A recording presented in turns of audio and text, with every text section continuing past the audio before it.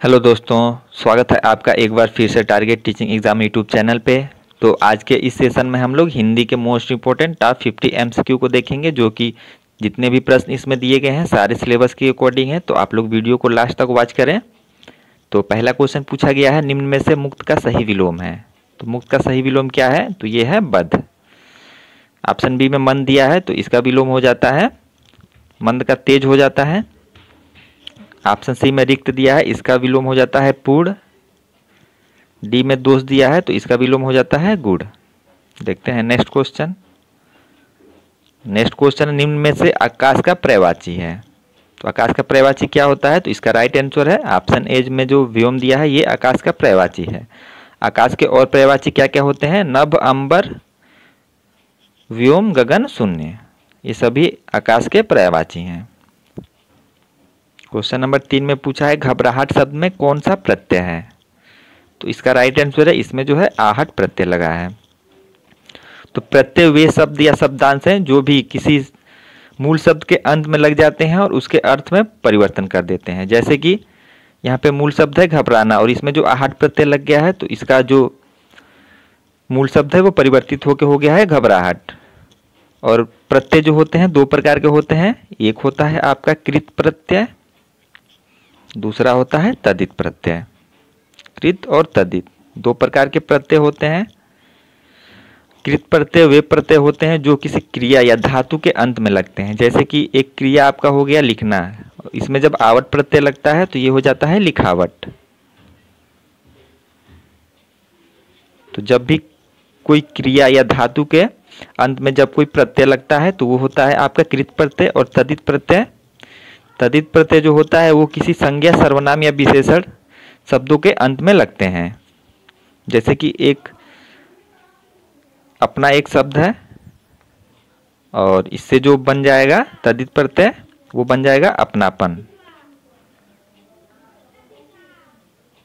अपनापन, ये भाववाचक संज्ञा से तद्धित प्रत्यय बन गया है। तो ऐसे आप लोग पहचान जाएंगे। अब देखते हैं चौथा प्रश्न। चौथा प्रश्न है, प्रत्युपकार में उपसर्ग हैं। तो कौन सा उपसर्ग है? तो उपसर्ग वे शब्द होते हैं जो भी किसी मूल शब्द के शुरुआत में लग के उसके अर्थ में परिवर्तन कर देते हैं। तो जैसे यहाँ पे मूल शब्द जो है वो उपकार है और इसमें जो उपसर्ग लग गया है वो प्रति। ऑप्शन बी इसका राइट आंसर है। तो ये प्रति प्लस उपकार से मिलके हो गया है प्रत्युपकार। देखते हैं 5 नंबर का प्रश्न। क्वेश्चन नंबर 5 में पूछा गया है, निम्न में से किस उपसर्ग के जुड़ने से जय शब्द का अर्थ विपरीत हो जाता है? तो अभी उपसर्ग आप लोग जाने कि क्या होते हैं। तो जय में कौन सा हम लोग उपसर्ग लगाएंगे कि इसका अर्थ जो है विपरीत हो जाएगा? तो इसका राइट आंसर है, जब हम लोग परा उपसर्ग लगाएंगे तो इसका अर्थ हो जाएगा पराजय। तो जय का विपरीत हो जाएगा ये पराजय। देखते हैं नेक्स्ट क्वेश्चन। क्वेश्चन नंबर 6 है, हिमाच्छादित समासिक पद में कौन सा समास है? तो इसमें जो है ऑप्शन बी करण तत्पुरुष समास है। इसका जब हम लोग विग्रह करेंगे तो वो हो जाएगा हिम से आच्छादित। हिम से आच्छादित। तो जहां भी आपको से मिल जाए वहां पे करण तत्पुरुष होता है। और से जो है आपका अपदान तत्पुरुष में भी होता है, लेकिन वहां पे अलगाव की स्थिति में जो से लगता है और यहाँ पे जो है किसी जब साधन का प्रयोग किया जाता है वहां पे जो है से लगता है। जैसे कि अगर कोई आप किसी चीज का प्रयोग कर रहे हैं, जैसे कि मान लीजिए आपने चाकू से फल काटा, तो चाकू एक साधन है और इससे आपने क्या किया? फल को काटा। तो ऐसे आप लोग पहचान जाएंगे कि किसमें करण तत्पुरुष समास है। देखते हैं नेक्स्ट क्वेश्चन। और बाकी भी ऑप्शन हम लोग देख लेते हैं। कर्म तत्पुरुष दिया है। कर्म तत्पुरुष का चिन्ह होता है को, इसका चिन्ह होता है को। जैसे कि एक उदाहरण हम लोग ले लेते हैं, जैसे कि विदेश गमन हो गया, तो इसका जब हम लोग विच्छेद करेंगे तो वो हो जाएगा विदेश को गमन। संप्रदान तत्पुरुष का होता है चिन्ह के लिए। इसका एक उदाहरण हम लोग ले लेते हैं, जैसे कि रसोई घर, तो ये हो जाएगा रसोई के लिए घर। जब आप लोग विच्छेद करेंगे तो आप लोग पहचान जाएंगे कि किसमें कौन सा समास है, कर्म है, करण है या तत्पुरुष है? कौन सा मतलब तत्पुरुष समास है? क्वेश्चन नंबर डी में दिया है अपदान तत्पुरुष। तो ये जो प्रयोग होता है वो अलगाव की स्थिति में, जैसे कि पेड़ से बंदर कूदा, बच्चे स्कूल से घर गए। तो ऐसे जब अलगाव की स्थिति होगी तो वहां पे जो है अपदान तत्पुरुष प्रयोग होगा, जैसे ऋण मुक्त, ऋण से मुक्त। क्वेश्चन नंबर 7 है, जिस समास में दोनों पदों की प्रधानता होती है वह कहलाता है। तो कौन सा ऐसा समास है जिसमें दोनों पदों की प्रधानता होती है? तो इसका राइट आंसर है ऑप्शन सी, द्वंद्व समास। इसमें जो है दोनों पदों की प्रधानता होती है। ऑप्शन ए में तत्पुरुष समास दिया है, तो इसमें जो है उत्तर पद प्रधान होता है। और तत्पुरुष समास के प्रमुख उदाहरण जैसे हो गए विद्यालय, ऋण मुक्त, ये सभी तत्पुरुष समास के उदाहरण हैं। तत्पुरुष समास का अगर आपको पहचान करना है तो उसका आप लोग विग्रह कीजिए, और जहां भी आपको कारक चिन्ह मिल जाए वहां पे समझिए तत्पुरुष समास है। द्विगु समास में क्या होता है? तो इसमें पहला पद जो होता है वो संख्यावाची होता है। जो पहला पद होता है वो जो है संख्यावाची होता है।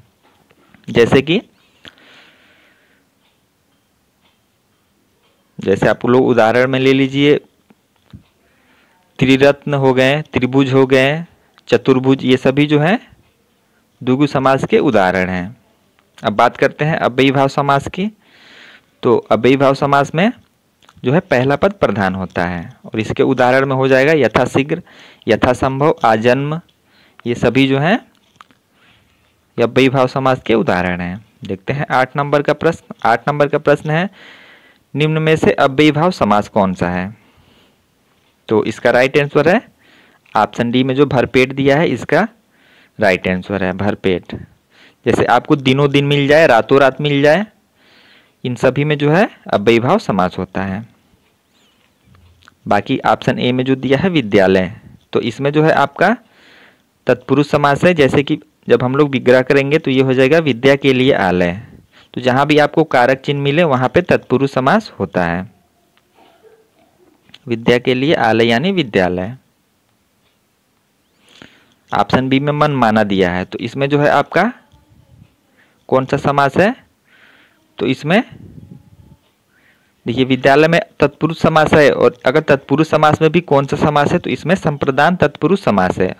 और यहाँ मन माना दिया है, तो मन माना यानी कि इसका जब विग्रह करेंगे तो वो हो जाएगा मन से माना। और इसमें भी जो है आपका तत्पुरुष समास है, और तत्पुरुष समास के भेद के अंतर्गत कौन सा तत्पुरुष समास है? तो इसमें जो है करण तत्पुरुष समास है। ऑप्शन सी में क्या दिया है? कनफटा, तो इसमें जो है बहुब्रीहि समास है।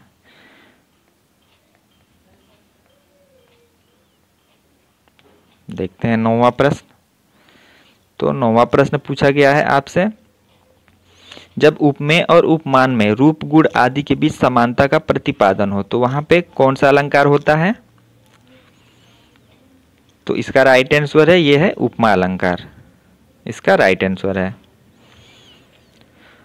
कि ऑप्शन ए में जब आपको यमक अलंकार पूछे तो इसका पहचान कैसे करेंगे? तो देखिए, जब एक ही शब्द कई बार आए और हर बार जो है उस शब्द का अर्थ जो है वो अलग अलग निकले, जैसे कि उदाहरण में ले लीजिए काली घटा का घमंड घटा, काली घटा का घमंड घटा, दोनों यहाँ पे जो घटा है दोनों का अर्थ जो है अलग अलग है। ये काली घटा है और घमंड घटा यानी कि कम हुआ, तो ऐसे आप लोग पहचान जाएंगे। बाकी ऑप्शन सी में जो रूपक दिया है, तो रूपक जो होता है जहाँ उपमेय और उपमान में कोई अंतर न दिखाई दे। जैसे कि एक उदाहरण ले लेते हैं हम लोग, जैसे पायो जी मैंने राम रतन धन पायो। तो इसका जो है यहाँ पे जो है राम और रतन को ही धन के समान मान लिया गया है। तो रूपक में क्या होता है? उपमेय और उपमान में कोई अंतर नहीं दिखाई देता है। ऑप्शन डी में अतिशयोक्ति दिया है। तो इसमें जो है जब किसी भी वस्तु का हम लोग बहुत बढ़ा चढ़ा कर जब वर्णन करते हैं, जैसे कि आप लोगों को रियल लाइफ का एक एग्जाम्पल मैं दे देता हूँ। जैसे कि एक गाना आप लोगों ने सुना होगा, सुनो ना संगमरमर कि ये मीनारे कुछ भी नहीं है आगे तुम्हारे। तो देखिए यहाँ पे कितना बढ़ा चढ़ा कर वर्णन किया गया है किसी भी वस्तु का। तो ऐसे जब आप लोगों को एग्जाम्पल दिया जाए तो वहाँ पे अतिशयोक्ति अलंकार होता है। देखते हैं next question, question number 10। Question number 10 में पूछा गया है उत्तरायण शब्द का सही विच्छेद क्या होगा। तो इसका राइट आंसर वो है जो ऑप्शन उत्तर प्लस अयन दिया है ऑप्शन बी में, तो इसका राइट आंसर है। और इसमें जो है आपका दीर्घ स्वर संधि है। क्वेश्चन नंबर 11, ये 2 बार टाइप हो गया है। क्वेश्चन नंबर 11, निम्न में से कौन सा शब्द व्यंजन संधि का है। तो आपको बताना है कौन सा इसमें से व्यंजन संधि है। तो इसका राइट आंसर है ऑप्शन सी जगन्नाथ। जब इसका विच्छेद करेंगे हम लोग तो वो होगा जगत प्लस नाथ। ऑप्शन ए में हम लोग देख लेते हैं, नाविक दिया है तो इसमें जो है आपका आयादी संधि है। जैसे इसका विच्छेद करेंगे हम लोग 9 प्लस 1 से मिलके ये बन जाएगा नाविक, और इसमें आयादी संधि है। ऑप्शन सी में हम लोग जान गए कि इसमें व्यंजन संधि है। ऑप्शन बी में जो परोपकार दिया है तो इसका जब हम लोग विच्छेद करेंगे पर प्लस उपकार, और इसमें जो है आपका गुण स्वर संधि है तो ये मिलके हो जाएगा परोपकार। ऑप्शन डी में दिया है सदैव, तो इसका जब हम लोग विच्छेद करेंगे सदा प्लस एव से मिलके बन जाएगा सदैव, और इसमें जो है वृद्धि स्वर संधि है। अब देखते हैं नेक्स्ट क्वेश्चन 12 नंबर का प्रश्न। 12 नंबर का प्रश्न पूछा गया है निम्न में से कौन सा संचारी भाव नहीं है। तो इसका राइट आंसर है ऑप्शन बी जुगुप्सा। ये जो है संचारी भाव नहीं है, ये जो है विभत्स रस का जो है अस्थाई भाव होता है। क्वेश्चन नंबर 13, निम्न में तद्भव शब्द कौन सा है। तो तद्भव कौन सा है, तो इसका राइट आंसर है ऑप्शन बी जो लिखा है भीतर, ये जो है तद्भव शब्द है। ऑप्शन ए में भीछा दिया है, तो भीछा ये एक जो है तत्सम शब्द है, और इसका जो तद्भव होता है वो होता है भीख। ऑप्शन सी में वेश दिया है, तो इसका जो होता है वो होता है वेश, इसका तद्भव होता है। ऑप्शन डी में जो वचन दिया है इसका तद्भव होता है वचन। देखते हैं next question, question number 14, Ganesh का पर्यायवाची नहीं है। तो कौन सा गणेश का पर्यायवाची इनमें से नहीं है, तो इसका राइट आंसर है ऑप्शन बी जो पुरंदर दिया है, ये गणेश का पर्यायवाची नहीं है, यह जो है इंद्र का पर्यायवाची होता है। क्वेश्चन नंबर 15 पूछा गया निम्न में वचन की दृष्टि से गलत युग्म है। तो कौन सा जो है इनमें वचन की दृष्टि से गलत है, तो इसका जो राइट आंसर है ये है जो ऑप्शन ए में माता का माते, ये गलत है, और यही जो हमको बताना था कौन सा गलत युग्म है, तो ऑप्शन ए इसका राइट आंसर है। माता का माते नहीं होता है, माता का होता है माताएं।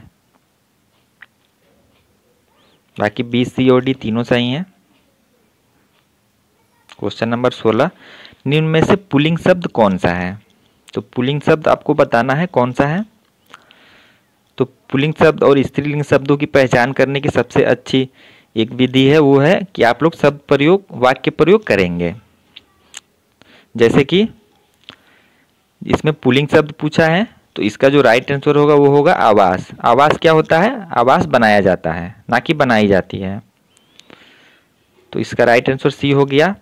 बाकी ऑप्शन ए में संधि होता है, तो संधि जो है होती है, कोई संधि होती है ना कि होता है। ऐसे ही संपत्ति, आपकी संपत्ति कितनी है, तो ये स्त्रीलिंग है, संधि भी स्त्रीलिंग है।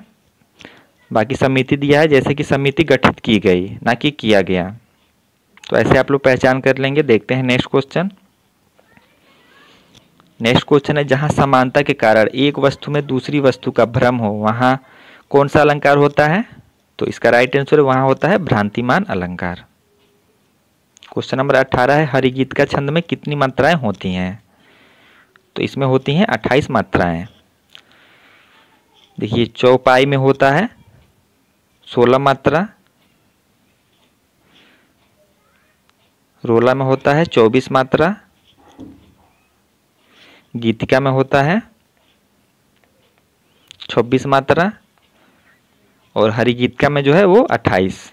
देखते हैं नेक्स्ट क्वेश्चन। क्वेश्चन नंबर 19 से निम्न में से अवतरण चिन्ह कौन सा है। तो अवतरण चिन्ह कौन सा है, तो इसका राइट आंसर है ऑप्शन ए। देखिए अवतरण चिन्ह दो प्रकार के होते हैं, एक होता है एकहरा अवतरण चिन्ह, एक होता है दोहरा अवतरण चिन्ह। एकहरा अवतरण चिन्ह जो होता है वो ऐसे होता है और दोहरा यहाँ पे ये दिया गया है। बाकी ऑप्शन बी में जो दिया है यह जो है अल्प विराम है, ऑप्शन सी में जो दिया है यह अर्ध विराम है और डी यह जो है कोष्टक चिन्ह है। क्वेश्चन नंबर 20 में आपसे लोकोक्ति पूछा है, खिसियानी बिल्ली खंबा नोचे, इसका क्या अर्थ होता है? तो इसका राइट आंसर है ये है शर्म के मारे क्रोध करने लगना। देखते हैं नेक्स्ट क्वेश्चन। 21 नंबर का प्रश्न है, निम्न में सार्वनामिक विशेषण है। तो सार्वनामिक विशेषण किसे कहते हैं हम लोग? तो जो सर्वनाम शब्द संज्ञा के पहले आकर जो है विशेषण का काम करते हैं। जैसे मान लीजिए यह विद्यालय,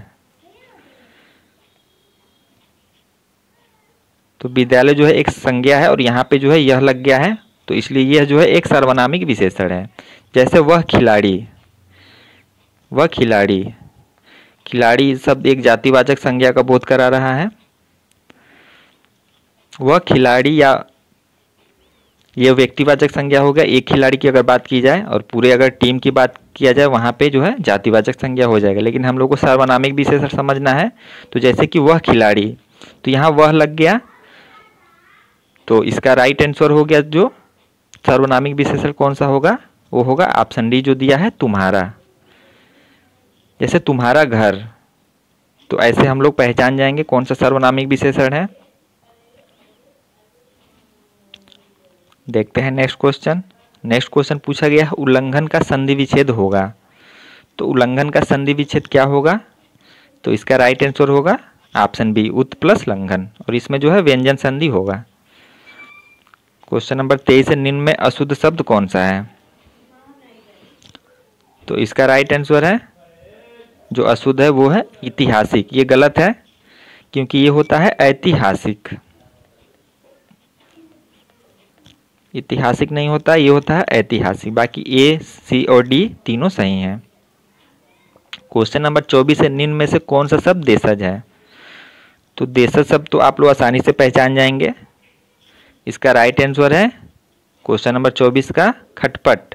जैसे खटपट हो गया, लोटा हो गया, देसी भाषा में जो हम लोग प्रयोग करते हैं तो उन्हें हम लोग देशज शब्द कहते हैं। ऑप्शन बी में जो लीची दिया है ये जो है चीनी शब्द है,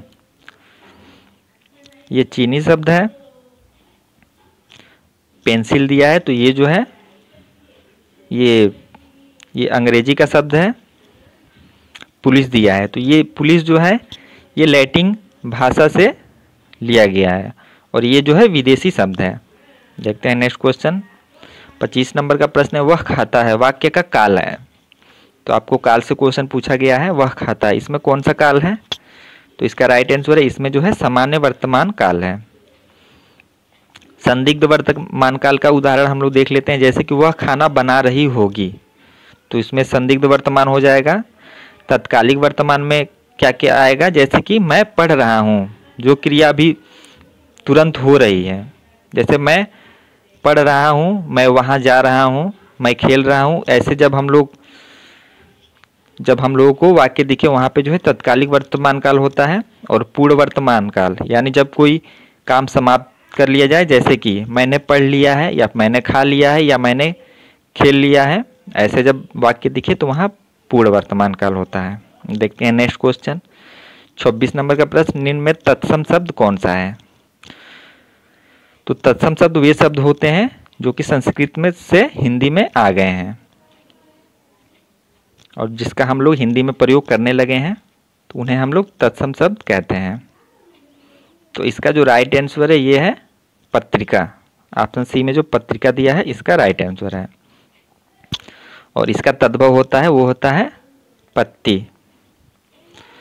बाकी ऑप्शन ए में जो पान दिया है, तो इसका जो तत्सम होता है वो होता है पढ़। पान एक तद्भव शब्द है। ऑप्शन बी में जो पाहन दिया है यह तद्भव शब्द है और इसका जो तत्सम होता है वो होता है पाषाण। ऑप्शन डी में जो पलंग दिया है यह तद्भव शब्द है और इसका जो तत्सम होता है वो होता है पर्यंक। देखते हैं अगला प्रश्न 27 नंबर का क्वेश्चन। 27 नंबर का प्रश्न है साहित्य से संबंधित के लिए एक शब्द होगा। तो इसका राइट आंसर होगा वो होगा साहित्यिक। देखते हैं 28 नंबर का प्रश्न। 28 नंबर का प्रश्न आपसे पूछा है कौन सा वाक्य जो है संयुक्त वाक्य है। तो इसमें जो वाक्य दिया गया है ऑप्शन डी, जहाँ पे और लगा होता है वो जो है संयुक्त वाक्य है। जैसे गर्मी से पदार्थ फैलते हैं और ठंड से सिकुड़ते हैं। क्वेश्चन नंबर 29 है पशु चर रहे हैं, वाक्य में पशु कौन सी संज्ञा है। तो पशु जो है पूरे पशु जाति का बोध करा रहा है, तो इसलिए इसका राइट आंसर है जातिवाचक संज्ञा। क्वेश्चन नंबर 30 है गौरी शंकर शब्द किस समास का उदाहरण है। तो इसका राइट आंसर है ये है द्वंद्व समास का उदाहरण। जब इसका हम लोग विग्रह करेंगे तो वो होगा गौरी और शंकर, गौरी और शंकर। और जब विग्रह करने पे जहाँ पे आपको और मिल जाए, जैसे कि दिन रात हो गया, तो इसका जब हम लोग विग्रह करेंगे तो वो होगा दिन और रात। तो ऐसे हम लोग द्वंद्व समास की पहचान कर लेंगे। और इसकी एक खास बात होती है कि मैक्सिमम में आपको ऐसे योजक चिन्ह मिलते हैं।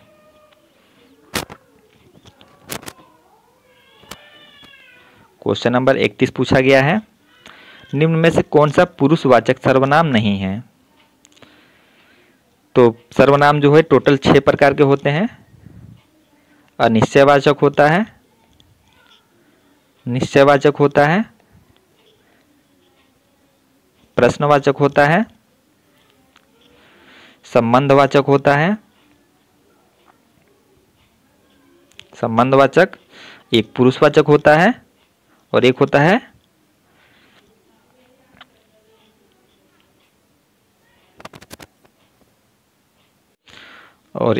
है आपका लास्ट, वो होता है आपका निजवाचक। तो टोटल जो है 6 सर्वनाम होते हैं। और इसमें पुरुषवाचक सर्वनाम कौन सा नहीं है। तो कौन सा नहीं है, तो इसका राइट आंसर है जो कौन दिया है यह पुरुषवाचक सर्वनाम नहीं है, ये जो है प्रश्नवाचक सर्वनाम है।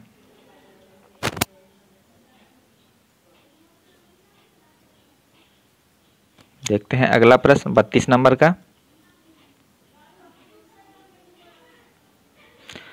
32 नंबर का प्रश्न पूछा है व्याकरण की दृष्टि से निम्नलिखित में से कौन सा वाक्य शुद्ध है। तो वाक्य अशुद्धि से प्रश्न है। तो इसका जो राइट आंसर है जो इसमें दिया है मेरे को आपका काम नहीं, इसमें वाक्य शुद्ध पूछा है ना कि अशुद्ध पूछा है। तो इसमें जो वह आदमी अच्छा नहीं है, ये जो दिया है ये शुद्ध है। बाकी जो ऑप्शन ए में दिया है मेरे को आपका काम बहुत पसंद है, ये गलत है, क्योंकि यहाँ पे होगा मुझे आपका काम बहुत पसंद है, ना कि मेरे को होगा। ऑप्शन सी में दिया है एक दूध का गिलास दो, तो ये गलत दिया है। यहाँ पे एक दूध का गिलास दो नहीं होगा, एक गिलास दूध दो। यहाँ होगा एक गिलास दूध दो। ऑप्शन सी में जो डी में दिया है प्रत्येक चित्र बुरे नहीं होते, तो इसमें जो गलती है ये गलती है आपका बुरे नहीं होते। जहाँ पे प्रत्येक लग गया तो यहाँ पे जो है ये बहुवचन नहीं लगेगा, बुरे नहीं होते, जबकि यहाँ होगा प्रत्येक चित्र बुरा नहीं होता। देखते हैं नेक्स्ट क्वेश्चन। क्वेश्चन नंबर 33 पूछा गया है गहने अलमारी में है, अलमारी में कौन सा कारक है। तो यहाँ पे देखिए में लग गया, तो में किस कारक का चिन्ह होता है, ये होता है अधिकरण कारक का। अधिकरण का होता है में पे पर। क्वेश्चन नंबर 34 है फूंक फूंक कर पैर रखना मुहावरे का अर्थ है। तो इसका राइट आंसर है सोच विचार कर काम करना, ऑप्शन डी। क्वेश्चन नंबर 35 पूछा है अति का भला ना बरसना, अति की भली न धूप लोकोक्ति का अर्थ है। तो इसका अर्थ क्या है, ऑप्शन सी में जो दिया है किसी भी वस्तु का अधिक होना ठीक नहीं।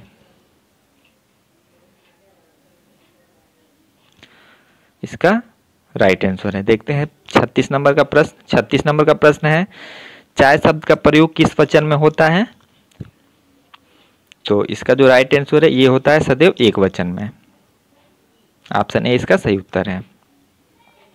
क्वेश्चन नंबर 37 निम्न में से हरिद्रा का तद्भव रूप है। तो हरिद्रा का तद्भव रूप क्या है, तो हरिद्रा तत्सम है और इसका तद्भव रूप होता है हल्दी। क्वेश्चन नंबर 38 क्या पूछा गया है? तो क्वेश्चन नंबर 38 में अनुच्छेद दिया गया है और अनुच्छेद के आधार पे आपको प्रश्नों के उत्तर बताना है। तो अनुच्छेद में दिया है, अनुच्छेद से प्रश्न पूछा गया है, मानव के लिए जीवन एक लंबी मृत्यु कब बन जाता है? तो हम लोग देखिए, सबसे पहले आप लोग अगर कोई पैसेज को सॉल्व कर रहे हैं तो सबसे पहले आप लोग क्वेश्चन ध्यान में रखें कि मानव के लिए जीवन एक लंबी मृत्यु कब बन जाता है। तो ये क्वेश्चन आप लोग माइंड में रखें और देखें यहाँ पे क्वेश्चन से मिलता जुलता वाक्य कहाँ दिया है। मानव के लिए जीवन एक लंबी मृत्यु कब बन जाता है, तो यहाँ पे ढूंढें आप लोग।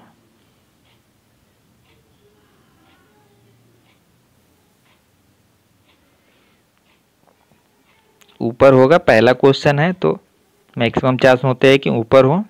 देखिए यहाँ पे दिया है, यदि जीवन एक लंबी मृत्यु है तो केवल इच्छा के कारण से ही है। तो यानी कि इसका राइट आंसर होगा ऑप्शन डी में जो दिया है, इच्छाओं के बढ़ने से। देखते हैं अगला प्रश्न। ये भी गद्दान से पूछा गया है, इच्छा का जीवन में क्या प्रभाव पड़ता है? तो गद्दांश आप लोग अच्छे से पढ़ेंगे तो इसमें दिया गया है कि इससे जो है लालसा बढ़ाती है, इच्छा जो है लालसा बढ़ाती है। क्वेश्चन नंबर 40 पूछा गया, भारतीय मनीषी के चिंतन का विषय क्या है? तो इसका राइट आंसर है, ये है इच्छा और अनिच्छा का चिंतन। लेखक ने आंतरिक जगत में काम करने का गणित किसे कहा है? तो देखिए इसे हम लोग ढूंढते हैं, लेखक ने आंतरिक जगत में काम करने का गणित किसे कहा है? तो देखिए यहाँ पे, यदि आप सुखी होना चाहते हैं तो कोई इच्छा ना करें, यानी कि इच्छा ना करने को। देखिए ऑप्शन बी में दिया है इच्छा ना करने को, ये जो है लेखक ने आंतरिक जगत में काम करने का गणित कहा है। तो ऐसे जब आप लोग क्वेश्चन को दिमाग में रख के ढूंढेंगे तो आसानी से कर लेंगे गद्यांश को। क्वेश्चन नंबर 42 में पूछा गया है कि जो दिखाई न दे, इस शब्द समूह के लिए एक शब्द बताइए। तो इसका राइट आंसर होगा, वो होगा अदृश्य। कि अमर दिया है ऑप्शन बी में, तो ये होता है जो कभी न मरे, वो होता है अमर। निष्प्राण, इसका क्या अर्थ हो? तो इसका अर्थ होगा जिसमें प्राण न हो, वो होता है निष्प्राण। नेत्रहीन, यानी जिसके नेत्र न हो। क्वेश्चन नंबर 43, निम्नलिखित में से किस वाक्य में संदिग्ध वर्तमान काल है? तो किस वाक्य में है? तो इसका राइट आंसर होगा ऑप्शन ए, रीना पढ़ती होगी। क्वेश्चन नंबर 44 है, सही अर्थ वाले श्रुति सम भिन्नार्थक युग्म का चयन करें। तो इसका राइट आंसर जो होगा वो होगा ऑप्शन सी में जो दिया है, शीत। इस शीत का अर्थ होता है ठंडा और शीत का अर्थ होता है तेज किया गया। देखते हैं 45 नंबर का प्रश्न। 45 नंबर का प्रश्न है, निम्न में से किस वाक्य में विराम चिन्हों का सही प्रयोग नहीं हुआ है? तो किसमें सही प्रयोग नहीं हुआ है? तो इसका राइट आंसर है ऑप्शन डी, तुम समझते हो कि वह, ये निराला है, वह निराला बालक है, परंतु वह अच्छों के कान काटता है। तो देखिए यहाँ पे जो है, यहाँ पे ये चिन्ह नहीं आएगा, ये पूरा सेंटेंस एक ही में रहेगा। जैसे कि तुम समझते हो कि वह निराला बालक है परंतु वह अच्छों को कान काटता है। क्वेश्चन नंबर 46 में पूछा गया है, निम्न वाक्यों में रिक्त स्थानों में उचित शब्द भरने के लिए 4 विकल्प दिए गए हैं, आपको बताना है कि कौन सा विकल्प आएगा उसमें।